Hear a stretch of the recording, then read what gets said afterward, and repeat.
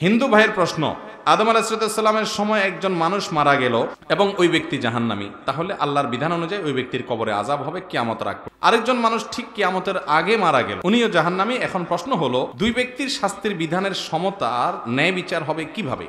একজন কম শাস্তি, আরেকজন বেশি শাস্তি পেল, এক্ষেত্রে আল্লাহর শাস্তি বিধান সম্পর্কে জানতে চাই। প্রশ্নটা বুঝতে পারছেন আপনারা? সুন্দর প্রশ্ন।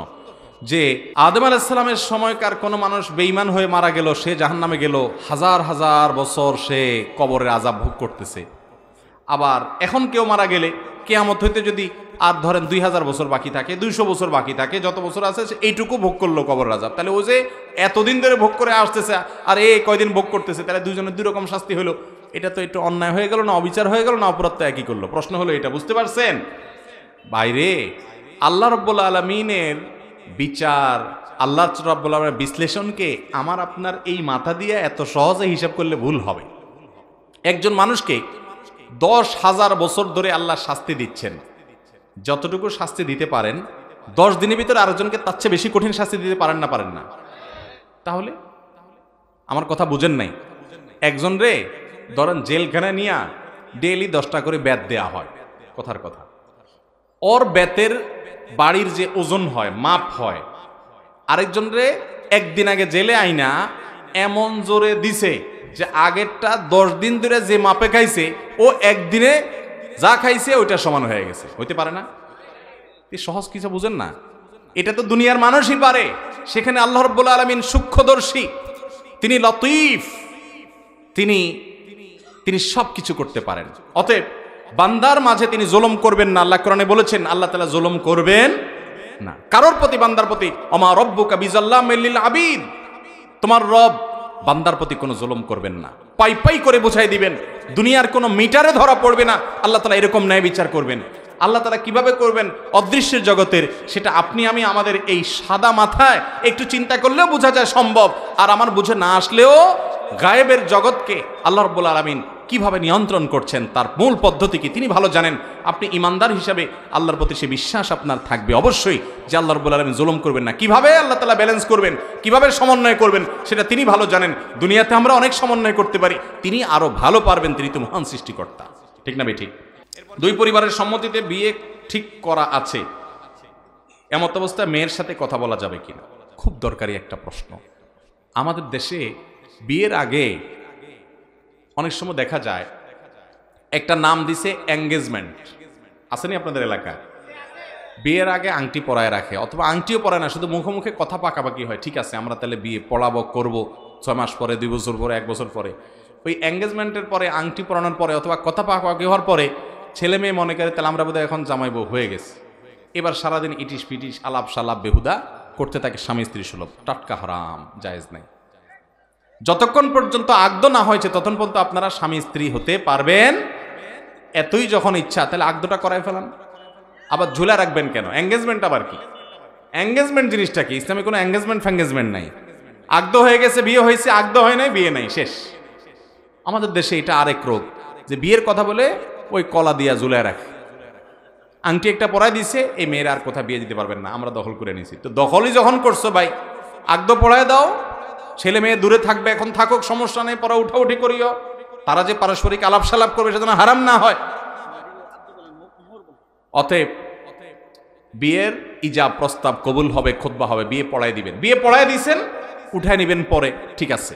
হয়তো মেয়ের পরীক্ষা আছে, ছেলের পরীক্ষা আছে, থাক, পরে করেন আনুষ্ঠানিকতা। উঠায় নেওয়া নেই, পরে করেন, কিন্তু অন্তত বিয়েটা পড়ায় দেন। বিয়েটা পড়ায় দিলে এরপরে যোগাযোগ করতে পারবেন। ওই আগদ করার নাই, কথা পাকাপাকি করছেন, বিয়ে পড়ায় নাই, এখনো শুধু আংটি পরায় এঙ্গেজমেন্ট করাইছেন, হ্যাঁ, কিছু হাদিয়া দিয়ে আসছেন, কথা পাকাপাকি হয়েছে। এখন ওই মেয়ের বাপ মা, ছেলের বাপ মা ব্যয় ব্যানের মতো থাকে, আর ছেলেও ওই মহিলারে বউ মনে করে, বউয়ের সুলভ আলাপ সালাপ করে, আড্ডা ফাড্ডা মারে। জায়েজ নাই, জায়েজ নাই। আল্লাহ আমাদেরকে বুঝার তৌফিক দান করুন। অতএব বিয়ে পড়ায় ফেলছেন, বাস শেষ, স্বামী স্ত্রী হয়ে গেছেন। এঙ্গেজমেন্ট দিয়ে কুলাবে না। এরপরে প্রশ্ন হলো, আমার স্ত্রী যদি পর্দা করে তাহলে আমার ভাবি আমার স্ত্রীকে নিয়ে বাজে কথা এবং খারাপ কথা বলে, এমত অবস্থায় কি করতে পারি? দেখুন, অনেক মহিলা আছে আমাদের দেশে, মহিলাদেরকে মহিলারাই বেশি নির্যাতন করে। কারা বেশি নির্যাতন করে? মহিলারা বেশি নির্যাতন করে। দেখবেন মহিলাকে জ্বালায় বেশি শাশুড়িয়ে, শ্বশুরের তুলনায় শাশুড়িয়ে বেশি জ্বালা, ননদরা একটু বেশি জ্বালা। আহা, যে শ্বশুর শাশুড়ি, যে শ্বশুর, যে ননদ, যে দেবর, ভাই প্রশ্ন আর নেব না, প্রশ্ন শেষ। যেগুলো আছে এগুলোই তো উত্তর দিতে পারতেছি না। যেই শাশুড়ি, যেই ননদ বা অন্য কোনো মহিলা পর্দা করার কারণে কোনো মহিলাকে কষ্ট দেয়, সে পর্দার বিধানের গুরুত্ব বুঝে নাই। আল্লাহর ফরজ বিধান মানার কারণে যদি কাউকে কষ্ট দেয়, তাহলে কষ্ট দেওয়া মানুষটা হারামে লিপ্ত আছে। কিসে লিপ্ত আছে? হারামে লিপ্ত আছে। আপনি নিজে পর্দা মানতে পারেন না, অপরাধবোধ থাকতে হবে। আরেকজন পর্দা করে তাকে নিয়ে বাজে কথা বলবেন, কটু কথা বলবেন, এটা গুনাহের কথা। আমার দেশে দেখবেন কেউ ভালো কাজ করলে আরেকজন করতে না পারলে তো তারে খোঁচাবে, বলবে নামাজ পড়তে আসছে, কত দেখছি অনেক লোক নামাজ পড়েও তো জাহান্নামে যাবে।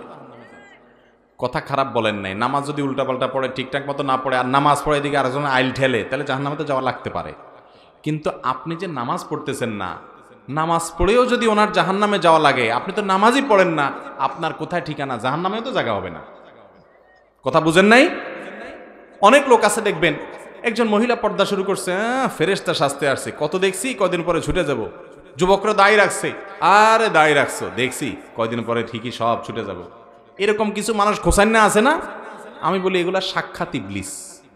মানুষরূপী একটা মানুষ ভালো কাজ করে, তাকে উৎসাহ দিবে, উল্টা তারে সেখানে খোঁচায়। আছে না নাই? আল্লাহ তাআলা আমাদেরকে বুঝার তৌফিক দান করুন।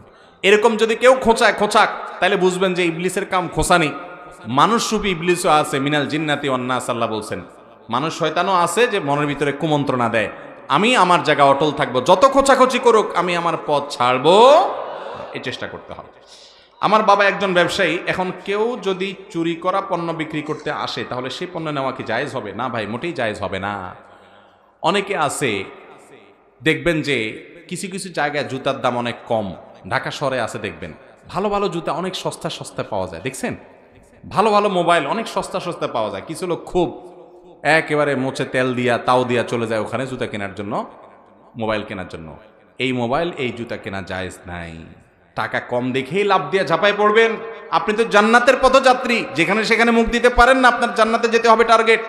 ওই হারাম নিতে পারেন না, কারণ এখান থেকে কেনা মানে হলো ওই চোরের দলে যোগ দেওয়া। চোরের বলা, ঠিক আছে ভাই তুই চুরি করে আন, আমি তোরে হেল্প করব, এটা ওর সহযোগিতা। আল্লাহ কোরআনে কারিমে সূরা মায়েদার 2 নম্বর আয়াতে বলেছেন, ওয়ালা তাআওয়ানু আলাল ইসমি ওয়াল উদওয়ান, পাপ এবং সীমালঙ্ঘন, খারাপ কাজ কেউ করলে তুমি সেখানে সহযোগিতা করবা না। আপনি তার মোবাইলটা কিনা, ওই জুতাটা ওখানে যায় কিনা মানে হলো চোর বেচারার কি করা? বেচারা তো না, চোর কপাল পোড়া সহযোগিতা করা। অতএব আপনি ব্যবসা করছেন, কথার কথা দোকানদার, আপনি জানেন এই জিনিসটা চুরি করে আনছে, বুঝাই যাচ্ছে, তাহলে ওর কাছ থেকে ওইটা কেনা জায়েজ হবে, পারলে ওরে ধরে পুলিশে ধরাই দিবে।